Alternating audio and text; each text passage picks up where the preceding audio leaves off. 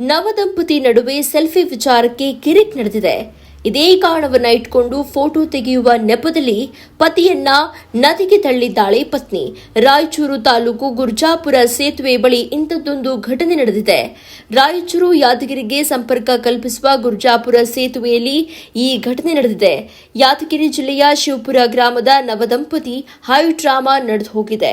ತುಂಬಿ ಹರಿಯುವ ಕೃಷ್ಣಾ ನದಿಗೆ ಪತಿ ಬಿದ್ದು ಕೂಗಾಟವನ್ನು ನಡೆಸಿದ್ದಾನೆ. ನದಿಯ ಕಲ್ಲು ಬಂಡೆಗಳ ಮೇಲೆ ನಿಂತು ಜೀವ ರಕ್ಷಿಸುವಂತೆ ಗೋಳಾಡಿದ್ದಾನೆ. ಸಮಯಕ್ಕೆ ಸರಿಯಾಗಿ ಮೀನುಗಾರರು ಬಂದಿದ್ದು ಹಗ್ಗ ಹಾಕಿ ನದಿಗೆ ಬಿದ್ದವನನ್ನ ರಕ್ಷಣೆ ಮಾಡಿದ್ದಾರೆ. ನದಿಯಿಂದ ಪತಿ ಸದ್ಯ ಹೊರಗೆ ಬಂದಿದ್ದಾನೆ. ಜೊತೆಗೆ ಪತ್ನಿ ವಿರುದ್ಧ ಗರಂ ಆಗಿ ಫೋನ್ನಲ್ಲಿ ಸಂಬಂಧಿಕರಿಗೆ ಈ ಬಗ್ಗೆ ತಿಳಿಸಿದ್ದಾನೆ.